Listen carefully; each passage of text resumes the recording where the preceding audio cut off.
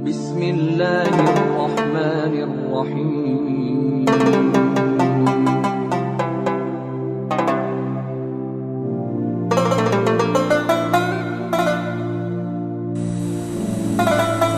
Assalamualaikum warahmatullahi wabarakatuh. Biridha'illahi ta'ala wa li syafaati rasulillah sallallahu alaihi wasallam, istiqamati darsina wa manfaati ulumina wa li barakati arzaqina wa an'amina listijabati du'aina wa li qabuli niyatina wa li qadai hajatina wa li tawfidhi masailina ala hadhihi niyah wa ala ma nawabihi salafus salih wa ala kulli niyatin sholihah bi barakatil Fatihah.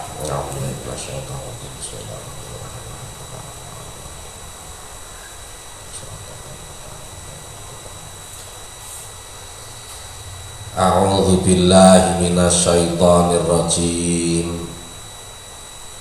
Bismillahirrahmanirrahim. Qala al-mu'allifu rahimahullahu ta'ala nafa'ana bihi wa bi ulumihi wa bi asrarihi fid dharaini amin ya rabbal alamin ya mujibas sa'ilin. Para jamaah yang dimuliakan oleh Allah Subhanahu wa ta'ala,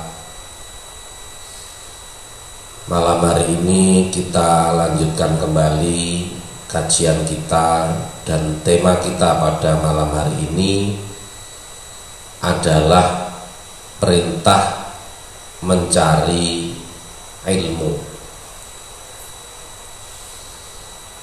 Sayyid Bakri Sato di dalam kitab I'anatut Thalibin juz 4 halaman 181 menyatakan bahwa mencari ilmu hukumnya adalah wajib bagi umat Islam menurut konsensus atau ijma para ulama.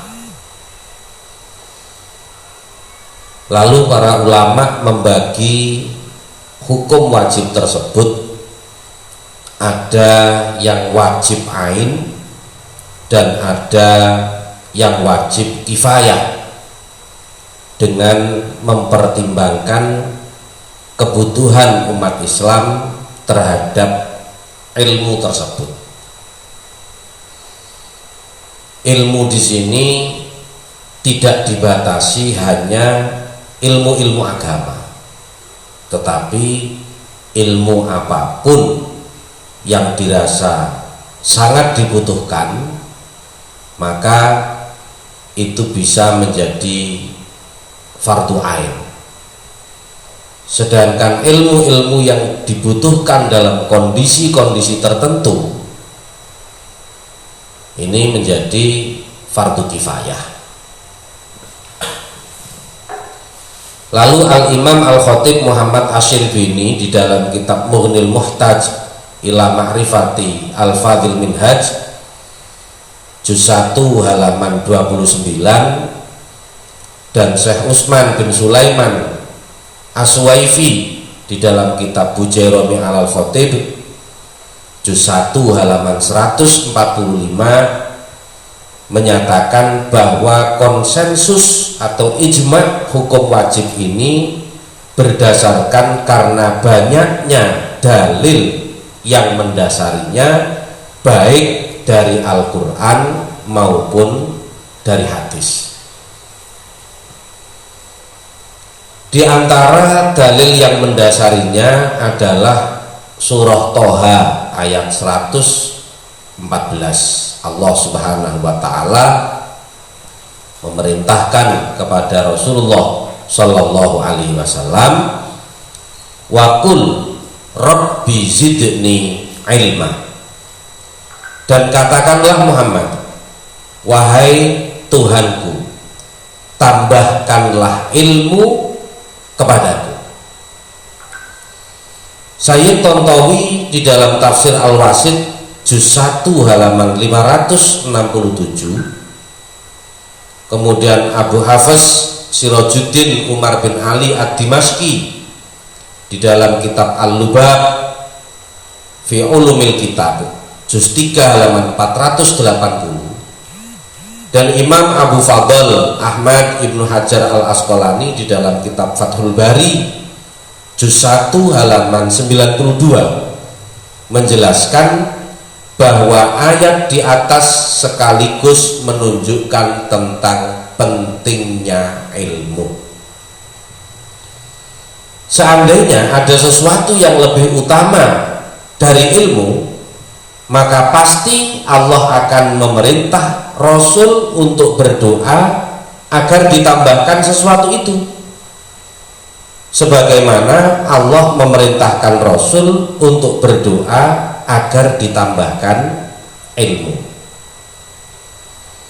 Di samping itu, para ulama juga menjelaskan kenapa wahyu yang pertama kali diturunkan berbunyi Iqra, Iqra bismi rabbikal ladzi khalaq, bacalah dengan menyebut nama Tuhanmu yang telah menciptakan. Kemudian pada ayat yang ketiga diulangi lagi dengan penegasan Iqra wa rabbukal akram, bacalah dan Tuhanmu adalah zat yang maha mulia. Imam Al-Munawi di dalam kitab Faidul Qadir juz 1 halaman 5, kemudian Imam Ibnu Hajar Al-Haytami di dalam kitab Tuhfatul Muhtaj fi Syarhil Minhaj juz 1 halaman 11, kemudian Al-Khatib Muhammad Asy-Syirbini di dalam Mughnil Muhtaj ila Ma'rifati Al-Fadhil Minhaj juz 1 halaman 5, lantas Imam Abdul Hamid Al-Makki Asy-Syarwani dan Ahmad bin Qasim Al-Ubadi di dalam kitab Hawasil Sawani wal Ubadi juz 1 halaman 3 menyatakan kalimat bacalah diulang sebanyak 2 kali adalah sebagai pemberitahuan bahwa dasar dari ilmu adalah membaca, baik dengan cara membaca pada apa yang tersurat maupun membaca pada apa yang tersirat.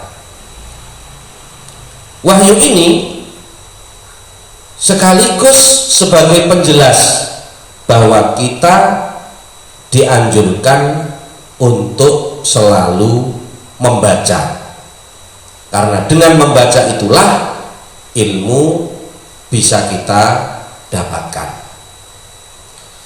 Dalam arti lain, jika ingin mendapatkan ilmu maka harus melalui proses belajar, sebagaimana sabda Rasulullah Shallallahu Alaihi Wasallam, "Mayyuridillahu bi khairan yufaqihu fiddin wa innamal ilmu bitta'allum."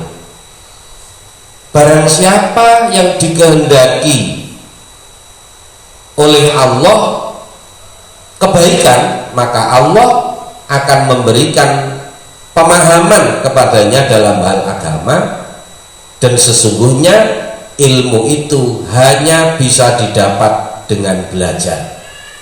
Hadis diriwayatkan oleh Imam Al-Bukhari di dalam Sahih Al-Bukhari juz 1 halaman 119. Al-Imam An-Nawawi di dalam kitab Tahdzibul Asma' wal Lugha juz 1 halaman 74, dan Al-Khatib Asy-Syirbini di dalam tafsir Sirajul Munir juz 4 halaman 241 mengatakan bahwa Al-Imam Asy-Syafi'i mengatakan, "Man aradad dunya fa alaihi bil ilmi wa man aradal akhirata fa alaihi bil ilmi fa innahu yahtaju ilaihi fi kulli minhuma."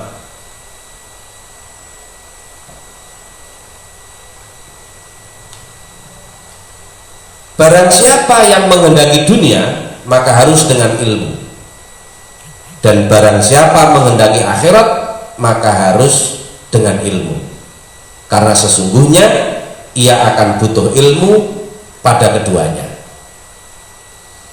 Al-Imam An-Nawawi di dalam kitab Tahdzibul Asma' wal Lughah juz 1 halaman 74, Al-Khatib Asy-Syirbini di dalam kitab Tafsir Asy-Sirajul Munir juz 4 halaman 241, dan Al-Hafidz Zainuddin Al-Iraqi di dalam Syarhul Bahjah juz 1 halaman 4 menyatakan bahwa Imam Asy-Syafi'i juga mengatakan laisa ba'dal faraidi afdalu min talabil ilmi, tidak ada yang lebih utama dari mencari ilmu setelah wajibnya sholat 5 waktu. Dalil lain yang mendasari wajibnya mencari ilmu adalah sabda Rasulullah Shallallahu Alaihi Wasallam, talabul ilmi faridatun ala kulli muslim. Mencari ilmu adalah kewajiban bagi setiap orang Islam. Hadis ini diriwayatkan oleh Imam At-Tabrani, Imam Al-Baihaqi, Imam Ibnu Majah, dan lain-lain. Al-Imam Jalaluddin As-Suyuti di dalam kitab Ad-Durar Al-Muntathirah fil Ahadisil Mustahirah juz 1 halaman 13, dan Imam Al-Ajluni di dalam kitab Kasful Khofa juz 2 halaman 44 menilai bahwa hadis di atas adalah hadis hasan.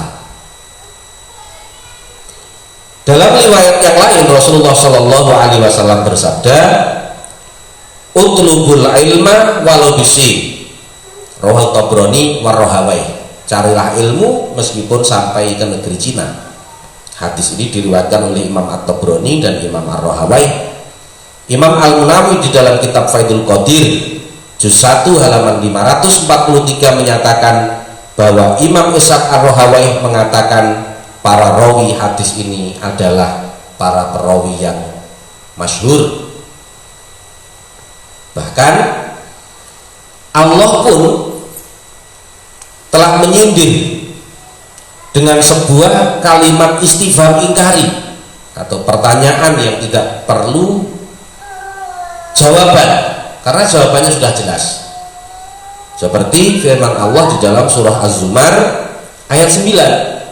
Allah Subhanahu wa taala berfirman, a'udzubillahi minasyaitonirrajim, bismillahirrahmanirrahim, qul hal yastawil ladzina ya'lamuna wal ladzina la ya'lamun. Katakan Muhammad, apakah sama antara orang yang berilmu dan orang-orang yang tidak berilmu? Dari hadis-hadis tadi, kalau kita menyimpulkan bahwa perintah mencari ilmu sangat tegas di dalam agama, baik itu menurut dalil hadis ataupun dalil Al-Quran. Oleh karenanya umat Islam hukumnya wajib untuk mencari ilmu. Dan insya Allah kita akan lanjutkan lagi untuk perintah mencari ilmu pada bagian yang kedua pada pertemuan yang berikutnya. Sebelum saya akhiri, ada satu pertanyaan yang telah muncul disampaikan kepada tim kami yang berkaitan dengan materi-materi yang kemarin, yakni tentang wabah. Apakah wabah itu ada kaitannya dengan kiamat? Kalau kita melihat di dalam hadis-hadis Nabi diterangkan tentang beberapa tanda-tanda kiamat. Ada tanda-tanda kiamat yang kecil, yakni tanda-tanda kiamat yang mencirikan masih jauh atau akan terjadi tapi tidak seketika. Ada juga tanda-tanda besar, yaitu tanda-tanda yang menunjukkan sudah sangat dekat terjadinya kiamat. Di sini tidak ada satupun yang menunjukkan bahwa wabah itu menjadi bagian dari tanda-tanda kiamat. tapi wallahu a'lam. Bahkan dalam tinjauan lain yang seperti kita ketahui bahwa dunia ini telah mengalami pemanasan global atau global warming, itu dengan adanya wabah corona ini justru malah terjadi peningkatan lebih baik dari yang sebelumnya, karena tidak ada polusi udara, kemudian polusi yang diakibatkan oleh kendaraan, karena hampir di seluruh dunia itu memberlakukan lockdown atau pembatasan kegiatan sosial, sehingga untuk lapisan ozon, lapisan atmosfer ini mulai berangsur-angsur pulih, berangsur-angsur membaik. Jadi mudah-mudahan dengan adanya wabah ini justru menjadikan kita sebagai hamba Allah yang lebih baik lagi. Amin, Allahumma amin. Dan sekali lagi kepada para jamaah yang ingin bertanya kepada kami, insya Allah akan kita jawab pada pertemuan berikutnya, dan pertanyaan itu disampaikan kepada kami melalui kolom komentar, baik itu di Facebook maupun di Instagram. Dan insya Allah pertanyaan-pertanyaan yang panjenengan munculkan akan kita kaji satu persatu, dan pertanyaannya bersifat umum atau bersifat bebas, tidak terbatas dengan materi yang dibahas. Demikian, kurang lebihnya mohon maaf, wal afwa minkum. Wassalamualaikum warahmatullahi wabarakatuh.